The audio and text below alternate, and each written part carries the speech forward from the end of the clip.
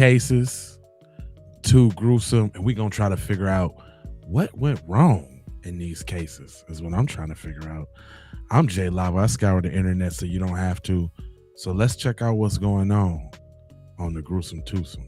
We have some new details tonight about a 26-year-old woman in jail charged with murder, now indicted for starving her toddler to death. Damn. The baby was only 14 months old when she died this spring. 8 News Now investigator Kyle Payne here now with new evidence into this senseless death. Kyle? Denise Bryan, the evidence in this case is horrific, and I want to warn our viewers of that. Records show baby Evangelina was born weighing 5 pounds, and in 14 months only gained a few more. Police say baby Evangeline died of starvation, lying in a puddle of her own bodily fluids. Wow. There was no saving 14-month-old Evangelina Thrift, or Eva as her family called her. Her body was so stiff when the Henderson Fire Department got a hold of her.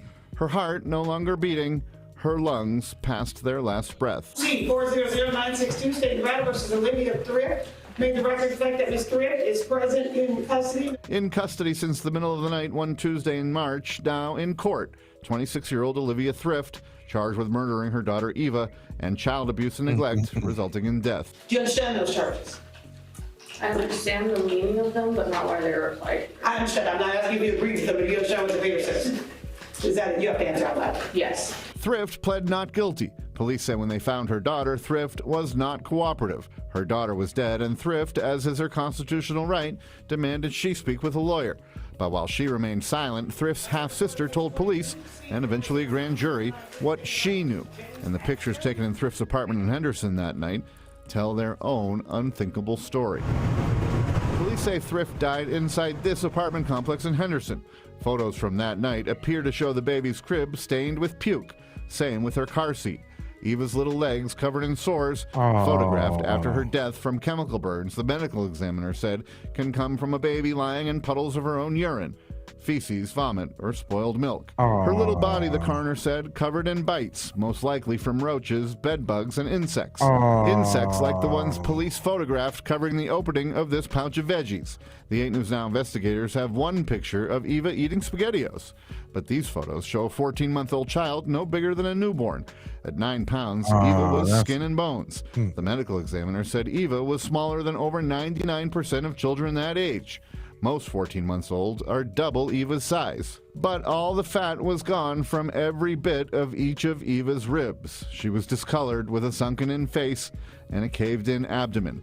Thrift's half-sister saying when they found Eva's body, she was completely pale, her lips the deepest purple she'd ever seen, and she knew immediately that Eva was dead. The medical examiner said Eva's organs showed severe starvation beyond what they typically see in a malnourished child. Thrift's half-sister telling a grand jury Eva was always small, but as things got worse, Thrift basically refused to do anything about it. That she wouldn't buy new formula, and on the night she died, wouldn't take Eva to the doctor because her half-sister told the grand jury Thrift was afraid she'd lose her tiny toddler, which of course she did. Medical examiner saying Eva's death was caused by one thing: starvation, categorizing it with one word: homicide. Asked Clark County Detention Center to see if Olivia Thrift would sit down for an on-camera interview and explain her side, but she declined. This is a very difficult story to tell and to Okay, so since y'all didn't tell it the right way, let me go ahead and tell y'all the right way, because shout out to the Law and Crime Journal. They did something real extensive on this thing. So it says a 36-year-old Florida, that's the wrong story, my fault. 1-year-old baby girl deceased with her abdomen permanently sucked in. Oh man, hold on. Let me I'm gonna put this on those pictures. I'm gonna put this on repeat at least so y'all can see who I'm talking about and what we're talking about. But it says Nevada mother neglected her 1-year-old daughter to the point where she cried and died covered in insect bites from a cockroach or bed bugs and sores from lying in decaying milk and bodily waste, prosecutors say. Since the child's heart muscle also began dying before she allegedly starved to death. See, they ain't say all of this, right? And I quote, didn't even have enough calories to make the fat in the bone marrow to replace the bone elements. Clark County Medical Examiner Nathan Schaller testified to grand jurors before Alvia Thrift, which is her name. She's 26, by the way. 26 years old. Done did this. Yeah, I know, Jazz. This is straight terrible. For real. But it goes on to say that the grand jury transcripts and police documents obtained by Las Vegas Review Journal and local CBS affiliates KLAS described how Thrift's 14-month-old daughter, Evangelina Thrift, was allegedly living in deplorable conditions at the young mother's home in Henderson before she died in March. During the search of Thrift's home, police investigators found the baby's bassinet and crib had dried vomit all over it, and as did the car seat. It was on the ground. Said essentially living in conditions inside Olivia's home apartment were very unsanitary and demonstrable signs of clear neglect. It says Schaller alleged that and told the grand jurors that Eva died of starvation and that her organs showed severe signs of malnutrition. She also suffered from dehydration as well as permanently sucked in abdomen. And y'all seen them gruesome pictures. I didn't know they had the pictures like that. I did not know that they had the pictures like that. But this lady that got her little baby out there like that. This is now you think this one's bad, right? But I told y'all this was the gruesome twosome. So not only is it this bad case, and this one, just so you know how that one ended, it said Eva was completely pale covered in even maybe light blue hue, which is very grayish in color, and her lips were the deepest purple I've ever seen. So I knew immediately she was deceased, Yeager reported, told jurors. Yeager called 911 at around 3:30 a.m. and the officers arrived on the scene to find Eva dead. Thrift was charged days later with child abuse, neglect, or endangerment resulting in substantial bodily harm. She received a murder charge after Eva's autopsy was conducted. And I quote, "I wish I could go back in time and save both of them and get there whenever she needed help. But none of that is possible," Yeager reported, told jurors. I can't help save Eva from the torture she must have endured and the suffering that she went through, and nothing at this point is going to be able to help Olivia face what she needs to face. Thrift is set to go on trial in March 2027. Her next court appearance is a trial readiness hearing, and that is October 2022. Man, that's difficult right there, man. That's terrible. What's up, Fox? Yeah, we trying this gruesome twosome thing. So that was one gruesome twosome. That was her I was talking about, just so we clear on who we talking about. That's the culprit. But y'all thought that was something. Allow me to introduce y'all to my man's right here. Yep. My man's right here, James Westervelt. There's a little short video on James Westervelt before I go into the article. So I'm going to swing it over there on that. It says Florida dad sentenced to 18 months after 18-month-old son. I'll just make sure that's the right video. And you know what? I don't even think that's the right video for dude. So I'm gonna have to just rough it and do the whole article myself. No problem. But I'm gonna keep his face right there so y'all know exactly who I'm talking about, right? Let me make sure I pull it up a little bit. Can y'all see that? Y'all can see his face? Boom. Okay, yeah, that's good. All right, your boy right here says a 36-year-old Florida man, father, is accused of unaliving his 6-month-old son, who died tragically after suffering catastrophic head injuries just a few months after he was arrested for allegedly a leaf blower on an infant because he thought it was funny. So who would put a leaf blower on a baby? That's a lot of high wind. Wouldn't you be scared? Like, I don't know, you blow their eyes out or you pop the eardrum or something? This is crazy. But it goes on to say James Westerville III is charged with 1 count each of first and second degree murder following a lengthy investigation to an August 2024 death of his son, court records show. Since the charges come from Westervelt, was arrested and separated from a child abuse case involving the same child. So he had a child abuse case and y'all gave him the child back? What the hell is going on here? Since the authorities uncovered a video showing Westerly aiming a leaf blower at then 2-month-old boy's face, saying it was because it was funny. I wonder what color is this boy? This what color is this boy? Is this his son, his biological son, or his stepson?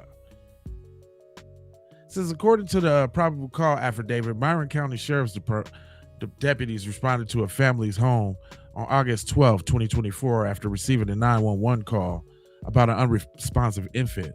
The baby was taken to the First Advantage Health Akola before being airlifted to Advantage Health Orlando, where the doctors determined that he had suffered injuries consistent with shaken baby syndrome. 4 days later, after being removed from life support, the child unfortunately died. So the autopsy determined that the infant died from hypoxic, ischemic, oh my God, encephalopathy?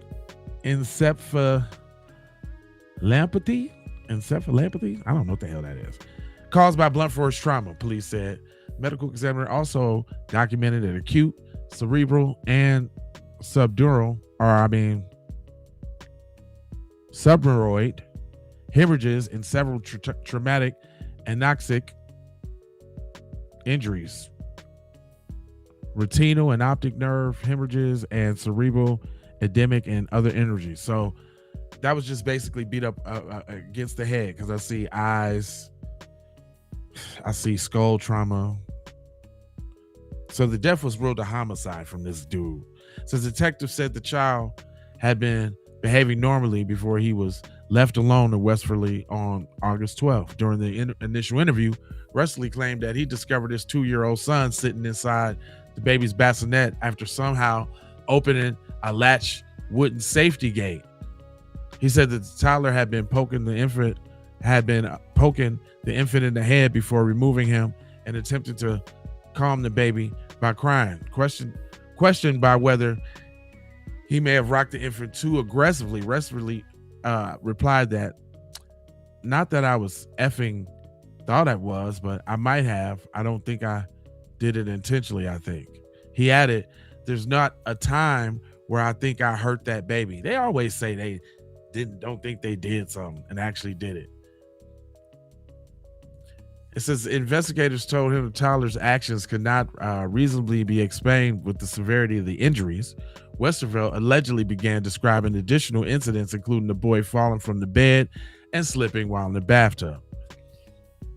In a later interview, Westerly moved the timeline of another alleged fall right before the baby was found unresponsive, and suggested that the injuries had been caused from the child's grandmother tripping and carrying him instead of unresponsive when he fell after that 911 call. It says according to the affidavit, Westerly eventually admitted that he was the child's mother and had smoked methamphetamines shortly before she left the home and earlier that morning. He said investigators also asked whether while under the influence and trying to soothe the infant's crying that removed him from the bassinet, he could have bounced the baby harder than he realized. He said, I could have been. So he's feeling guilty. He probably was high off that stuff and probably did the baby foul. Yeah, it's what state is this? Let me see. Florida. Ocala, Florida, actually, to be exact. It's always some weird stuff going on in Florida. It said Westerly said that the infant stopped crying after approximately 15 seconds of bouncing. And when placing him back in the bassinet, the baby made what he described as a strange breathing noise before closing his eyes. About 10 minutes later, the child's mother found him limp and unresponsive. And investigators also covered the investigation believes that there was more evidence. Multiple witnesses told detectives that Westerly treated the infant different than his other children because he knew that there was a possibility the child was not biologically his. I knew it. I said that early in the thing. I was like, and this baby might be. I hate to speculate. But you know what? That is no excuse. I wouldn't care if the baby wasn't mine. That you don't do a baby like that, dog. Like, no matter what the did, like a child is a child. They innocent. They ain't got nothing to do with nothing these grown folks doing. And you gonna sit up here and take it out on the baby? See, that's what makes me think that there might be a racial element involved.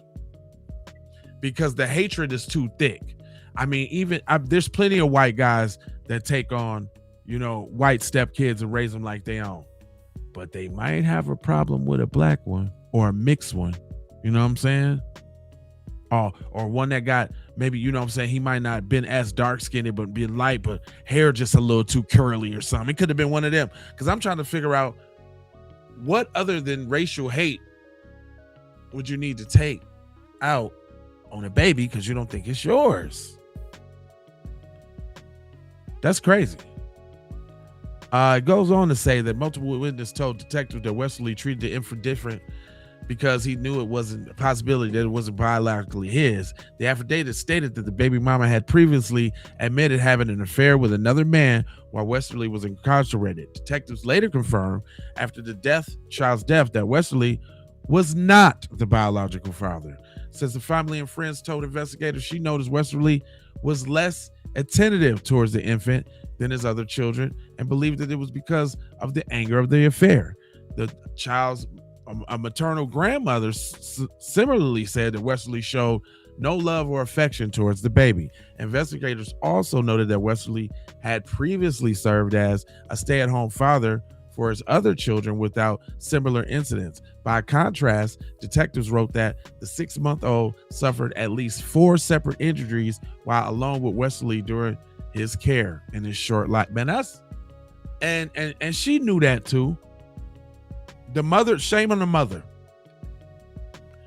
You can feel it, you can see it if somebody acting funny to your child.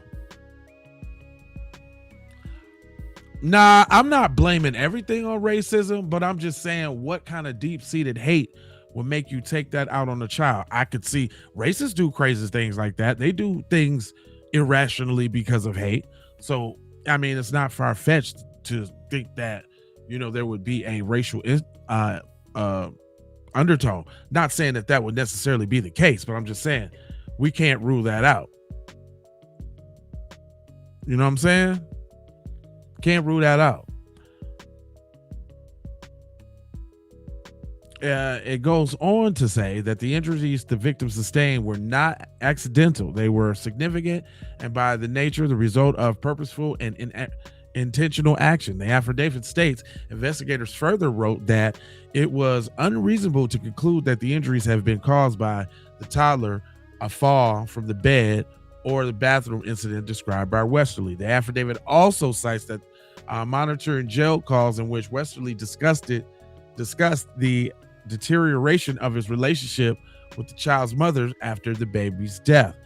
He said, and I quote, "I think that's how I rubbed Stephanie the wrong way," he allegedly said. "I always told her, if you ever effing cheat on me, none of this would have ever happened."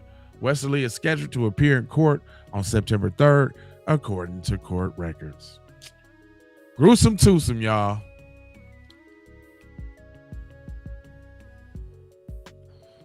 Whether you like it or not,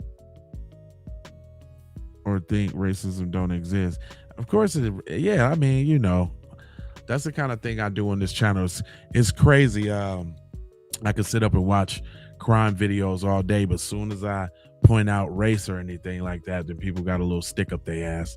It is what it is, bro. It is what it is. If people didn't, I mean, we talk about people who lynched and burned people. You think they wouldn't beat up a baby? Alligator bait? Hello? What are you talking about? Anyway, this the gruesome twosome, y'all. I just want to slide on in here with the little gruesome twosome. You know what I'm talking about? My question is, out of the two, who's more gruesome? Is it your girl right here? The one that did the baby oh so wrong? Or was it your boy right here? The one that did the baby oh so wrong? Who was the most gruesome out of the twosome? What's up, Jack? But who's more evil? If we had all right, give me a 1 for the man evil, the most evil. Give me a 2 for the woman being the most evil out of those two stories.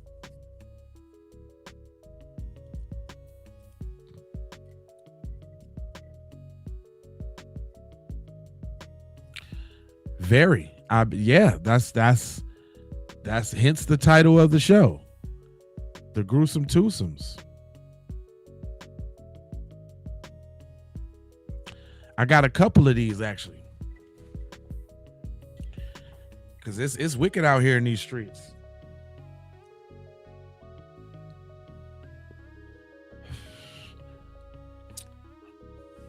The cowards that shot the kids in Chicago. You know what, dude?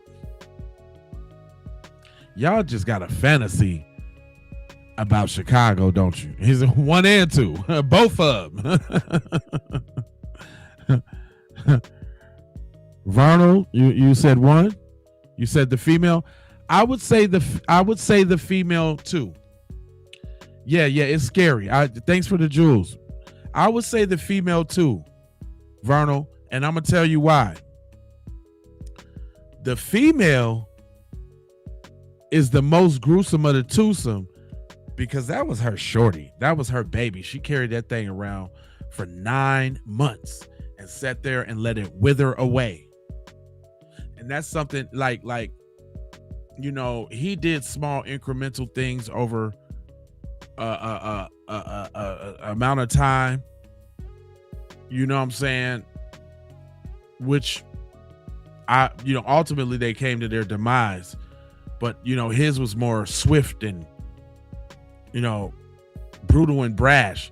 Hers was slow and calculated and just torturous. Like, just sat there and let that baby wither away on the vine. That's gruesome. If we had to talk about a gruesome, that's the gruesome. I say she get the gruesome award. Well, look, I got 2 or 3 gruesome twosomes I'm gonna try to get in before tonight's main live, and then I might do another crime live tonight. We had a fun time last night. We was on there for like 5-6 hours, y'all, watching crime stories. It's a pretty fun night. So make sure you subscribe, hit that like button, bell for notifications, and I'm gonna come on back with some old twosomes. Thanks for the jewels and all. I appreciate you. I ain't gonna hold you, but I'm gonna mold you, fold you, and scold you about being on code. I got 4 words for you. I need you to go ahead and subscribe for the vibes, like for the spike in the algorithm, comment your vomit, and share if you care about getting Black empowerment everywhere. Please do that on the platforms that we are on, Jones. And just to bring it all the way home, I got love, peace, blessings, and aloha. I'm out the Doha for Shoha. Yep.